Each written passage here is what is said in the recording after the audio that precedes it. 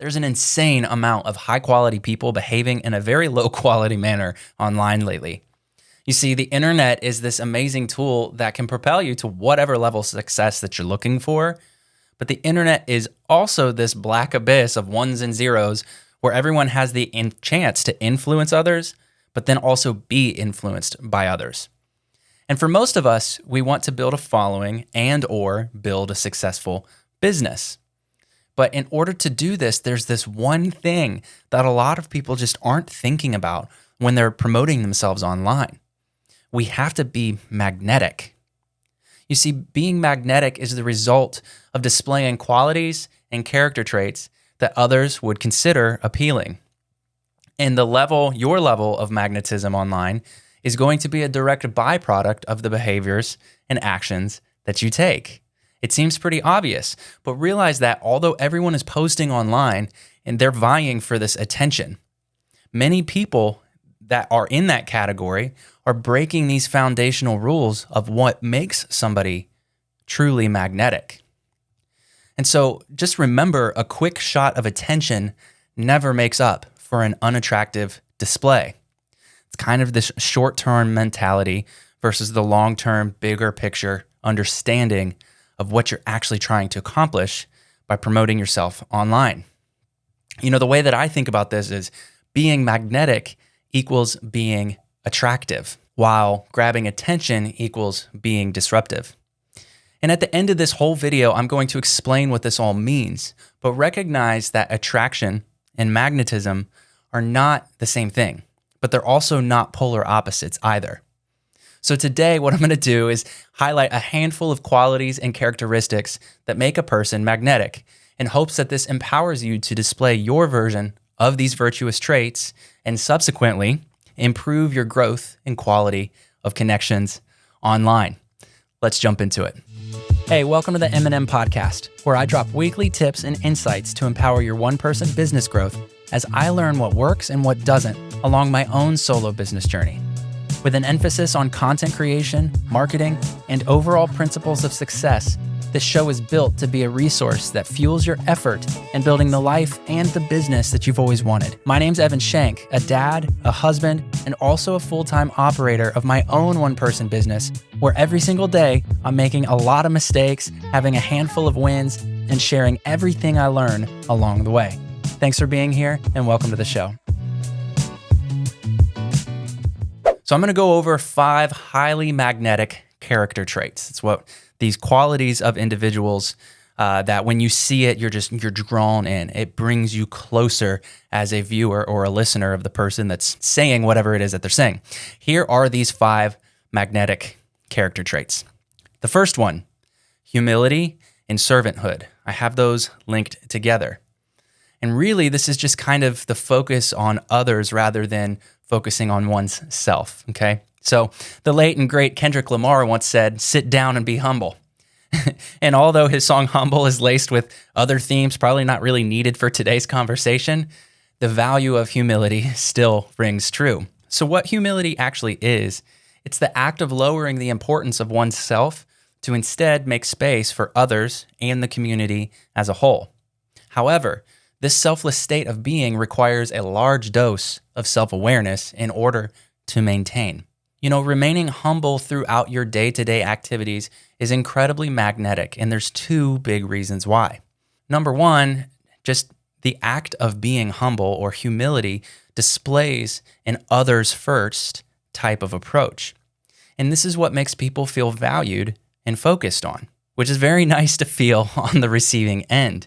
There's a lot of people out there that, you know, from their microphone, from their pedestal, when they are hitting post and upload on the accounts online where they show up, it almost feels as like a listener or a consumer of their content, as though they're really just trying to build themselves up.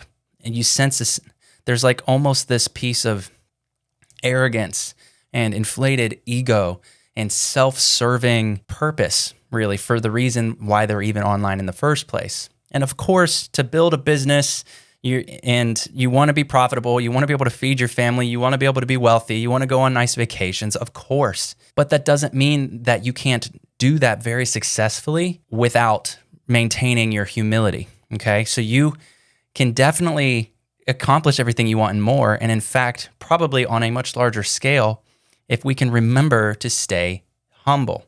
It's nice. It feels good when you see somebody else who carries themselves in that way. So that's one reason why it's incredibly magnetic. The other reason that it's incredibly magnetic is that it's a great demonstration of wisdom, really, in the fact that the world is this massive canvas of ideas, emotions, and opportunity, of which the collective human experience is centered around. And so when you demonstrate a humble heart, when you share and work on your humility, the world sees that, is drawn towards it, because not only are you being very selfless, and that's picked up, people recognize that, but then they also see that as very wise. It's this demonstration of wisdom that is missing from a lot of people, because there is so much out there in the world. Like I said, it's this massive canvas of ideas, emotions, and opportunity. And the whole collective human experience is centered around this, okay? And so when you carry yourself in a humble way, people recognize the wisdom within that. And that is something very magnetic. So staying off your high horse of pride and arrogance is incredibly inviting, shall we say, magnetic. And humility then perfectly ties into this servanthood mentality, of which all of the greatest leaders possess. A quote from Simon Sinek that I want to share with you is, leadership is not about being in charge. It's about taking care of those in your charge.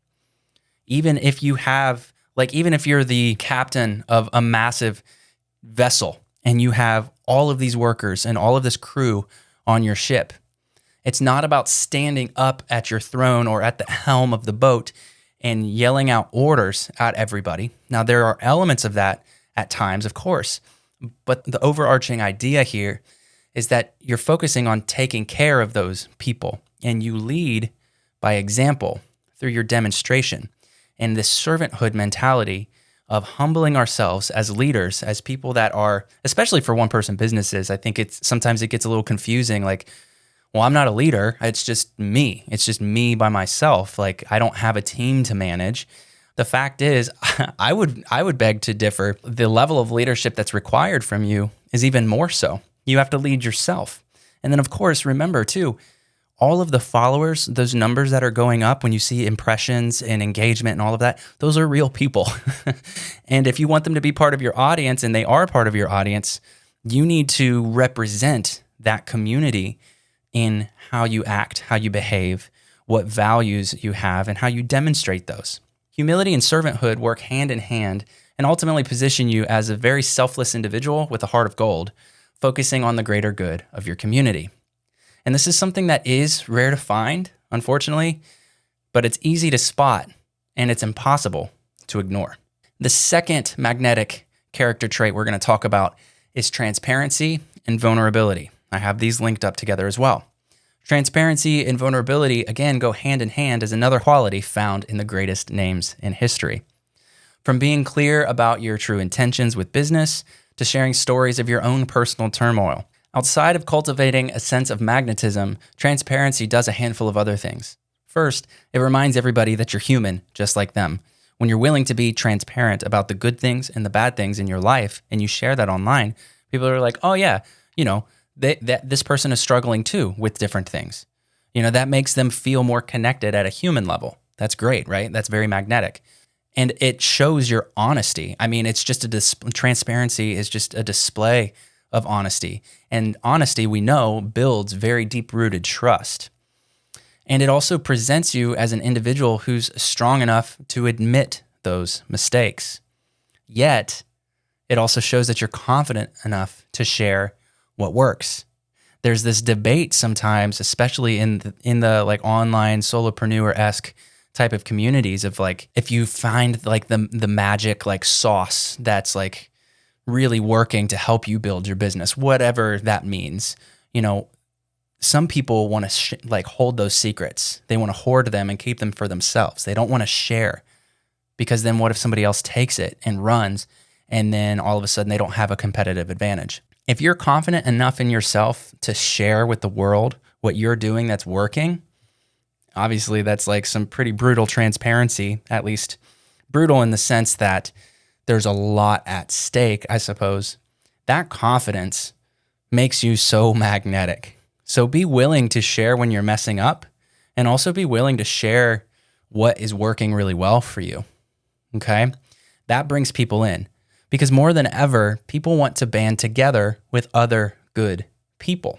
And one great way to prove to the world that you're one of those good guys is just to be open about your ups, your downs, your wins, and your losses. This is the blueprint of your story as a person and as a professional. Like, regardless whether people are sharing this stuff or not, this is the case for all of us. We have our good days. We have our bad days. There's times when we have to work really hard to make something happen, and other times where it seems like it just falls out of the sky and lands in our lap. All of that is part of the story. This is the blueprint of your story.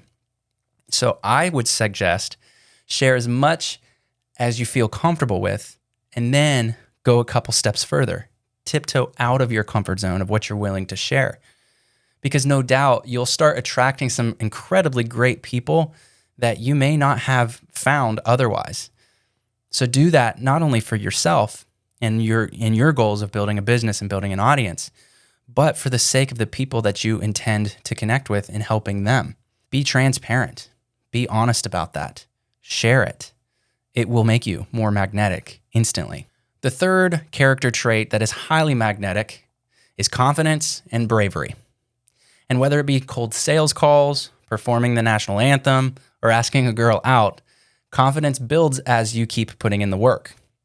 The more reps that you put in, the more confident you will become. And confidence itself comes from experience. And experience comes from doing things, right?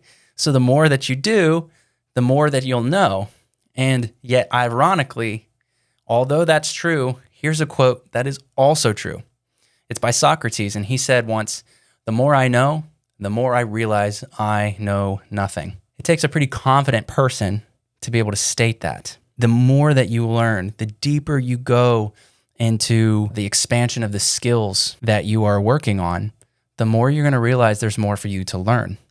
Those that say that they have learned it all, or that are the expert, that know everything about X, Y, or Z, those are the ones that either have just a lot of ego and there's not a whole lot of humility going on there, and they're beating on their chest thinking that they're just the top dog in whatever field that is, or they're just not as smart as what they actually are claiming to be. Because like Socrates says, the deeper that you go into learning something, the more you realize there's a lot more for you to learn. This is an infinite game. You never fully have the whole book of whatever the skill is or whatever. You never have the whole thing memorized where there's nothing more to learn. It bleeds into other issues and other topics. Confidence comes from experience, and the experience comes from doing things. So the more you do, the more you'll know. And I know I'm repeating myself, but I really want to lock this in. You need to get out there and get those experiences that build your confidence, okay? And it's not this blind confidence. I've talked about, my problems in the past of trying to fake my knowledge in a way to try to convince other people that I was smart. And it wasn't in a malicious attempt. I wasn't trying to do this for my own self-serving needs at the expense of others. I just truly wanted to start helping faster. And so I felt as though I needed to give information on things that I just didn't have the information to give yet. As an encouragement for you today, let go of the self-imposed pressure to be perfect at something. Instead, focus yourself on the process required in order to achieve perfection, whatever that means for you. And in simple terms, I believe bravery is simply the willingness to try something where the strong possibility of failure ultimately waits. All right? Because if you're running into a situation, into a circumstance where it's highly likely that this isn't going to pan out, it takes a pretty brave soul to be able to do that, right? Every single day we have these micro moments, these tiny little opportunities to either do the bold or brave thing, or to figuratively curl up in the fetal position and cry for our binky. Now, my kids, the pacifiers, they're called binkies. And funny enough, in the name of transparency, when I was a kid, I called it a dink dink. So I don't know what that says about me. It's kind of fun to say though, dink dink. I hope that doesn't like slang. That's probably slang for something in a different language, and I just have no idea, and I just like cussed somebody out.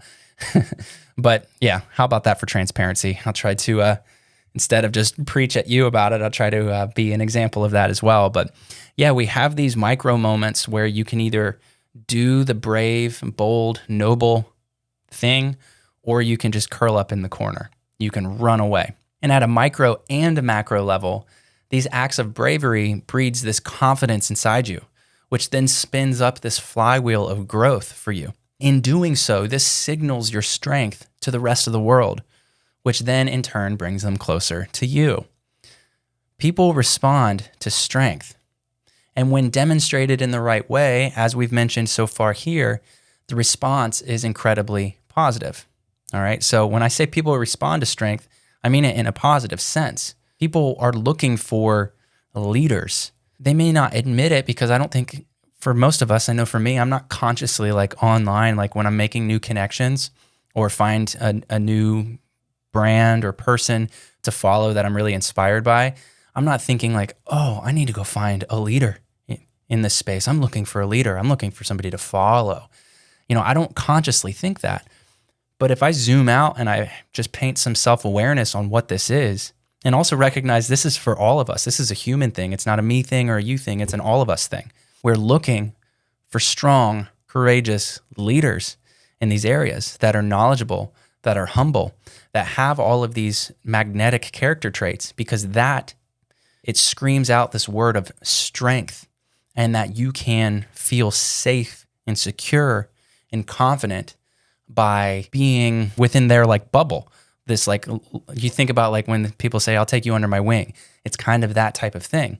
So all of us are looking for strong people, strong brands, strong communities to identify with, to be a part of, because do you want to be on the winning team or the losing team? It's just kind of how we are as people. Like at an instinctive level, we're out here to survive. And then consciously, we want to do more than survive. We want to thrive. And it takes strength to do that. And as a final thought, remember that confidence is shown more through your actions than your words. So don't just speak about it. You need to be about it and live it out. The next character trait that is highly magnetic that I want to touch on today is curiosity and passion. There's this age-old debate on whether or not you have to love what you do in order to be successful. And what I can say after my 32 years on this earth is that the bedrock of success is predicated on the fulfillment that one experiences on their pursuit. In order for fulfillment in the deepest sense to occur, one must have a deep level of curiosity and passion for the specific journey that they choose to embark on. See, the area where your curiosity sparks is often where your passion is waiting. If you're going into areas where you have no curiosity, there's no excitement, there's no childlike wonder of like, yeah, just curiosity. I mean, that's the epitome of that word. If you're venturing into these things and doing these things that there's no curiosity within you about this thing, then you're probably not going to find passion there. But if you start to tiptoe into different skill sets, into different industries, into different things that you're like, oh man, like your ideas like are just turning and you're just curious and you're excited about the pursuit of knowledge and understanding this thing more. This is often where you're going to find a deep passion for something. A question to ask is, do you need to love every element of your work in order to love what you do? And instead of giving you an answer or giving you my 2 cents, let's answer this with some more questions, because this is something that all of us wrestle with, or we've heard people talk about this before, where it's like, I want to love what I do. And if I don't love it, then I'm not going to do it. But some other qualifying questions would be like, do you love absolutely every aspect of your spouse? Or do you have a few pet peeves, nonetheless, still loving your spouse unconditionally? Or Are you obsessed with every single healthy meal that you choose to eat? Or would sometimes some extra cheese on it make it taste better? Or do you have to love everything going on in your country in order to love your country? And if you think about whatever those answers were for yourself to those questions, you've likely found the answer for the first question of, do you need to love every element of your work in order to love what you do? So without giving you an answer, I'm going to let you answer that for yourself. For the longest time, I never really understood why curiosity was so incredibly important. Like, I'd heard it, and I think it was Steve Jobs that said it, just kind of the quote of stay curious. And there's a lot that you can expand on that and context behind it. But I never really understood why that mattered so much. So I was just like, oh yeah, thumbs up, like curiosity, hooray. But what I've come to discover is that curiosity is like oxygen to a flame. The more that you have of it, the larger the flame begins to grow. And in this sense, the flame is like your offers or solutions you create to benefit your audience. So this in turn then becomes an incredible business. It's hard to build an incredible business if you have no curiosity and therefore passion within what you're doing. Do you have to love all of it? I'll let you make that decision for yourself. For me, no. Do I love having to go into my email inbox and answer questions or just have that, it's just this thing that has to get done, right? And would I rather be recording and creating and putting out content that's helpful and valuable and having more content success calls or seeing notifications that sales are coming through of my content creation toolbox that I'm selling? I don't love every single part of what I do, but I absolutely love what I do. Curiosity precedes business, at least the good businesses. It comes before the business. And for the solopreneur, passion and curiosity is the thing that gets us out of bed in the morning. You see, a curious mind is a passionate mind, and passion is exciting to witness. This excitement then catches the attention and draws people in.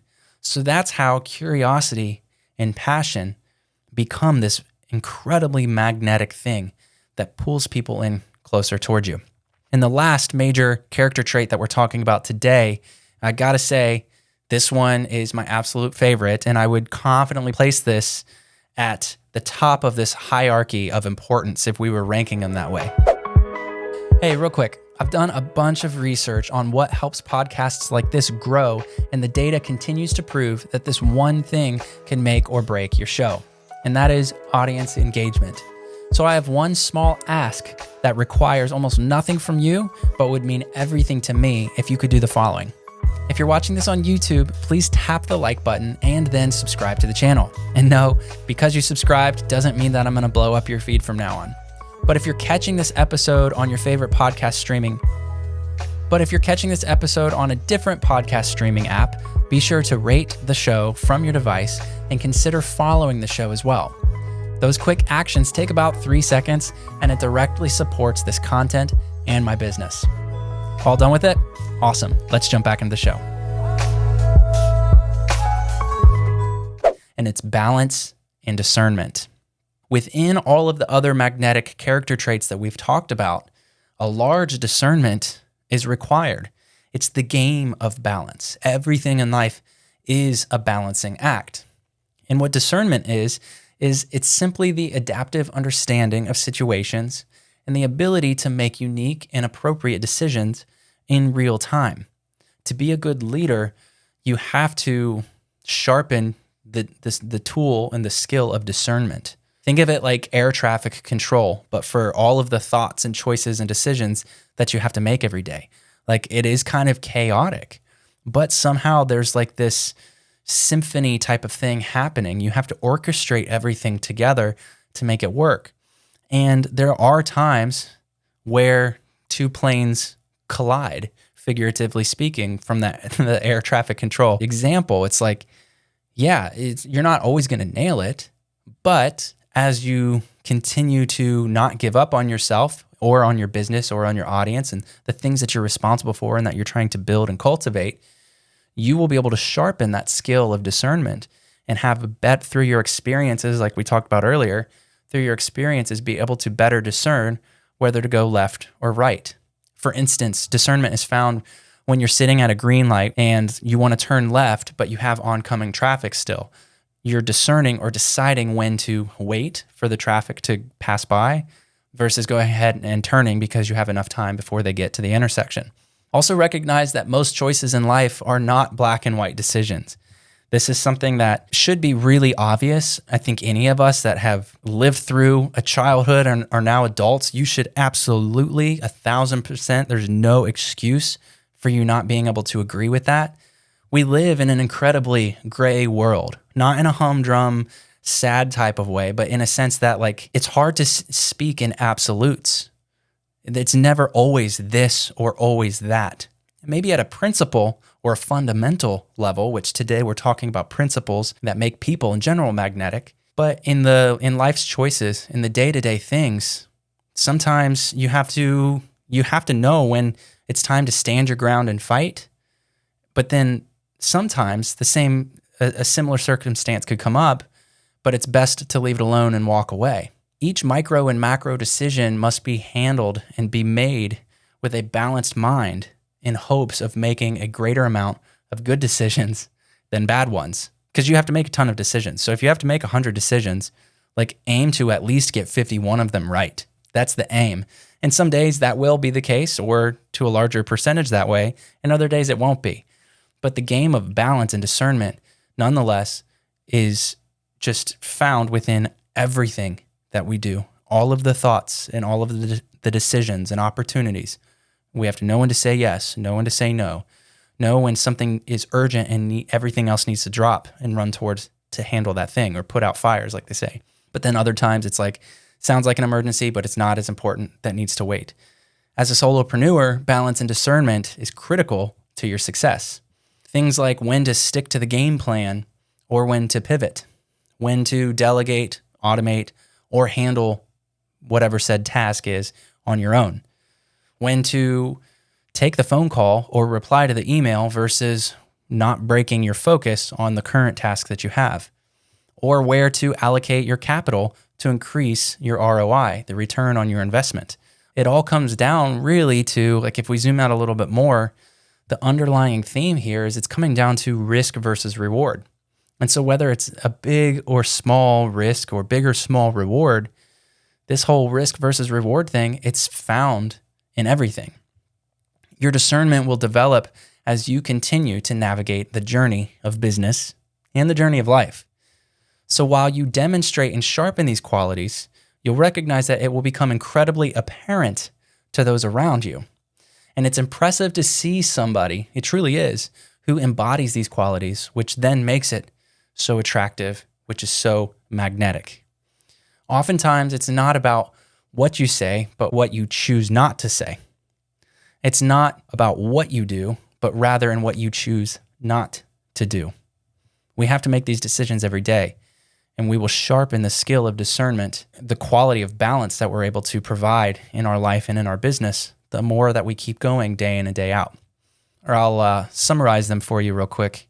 The very first one that we had was humility and servanthood, focusing on others, getting rid of focusing on yourself enough to make room for others as individuals and also the community as a whole. It's focusing on the greater good. The second one was transparency and vulnerability. It just shows when you're transparent, it just shows everybody that you're a human, just like they are. And it's very honest when you're willing to be vulnerable and share in a transparent fashion what you've got going on in your life. And that honesty really breeds this deep-rooted trust. Then we had confidence and bravery. You have to know when to, you have to be willing to stand up and fight for the things that you know are right. You have to be brave and bold, picking up the phone call and trying to close the deal or asking a girl out, all of these things. And while this happens, remember that quote from Socrates, the more I know, the more I realize I know nothing. And that should be very humbling as well. So you can see how these all lace together. The other one was curiosity and passion. Curiosity breeds passion. The area where your curiosity is sparking is often where you will find passion. You don't have to love every single micro element of the business that you run or the tasks that are on your plate each and every day as you build your mountain, your personal mountain of success, right?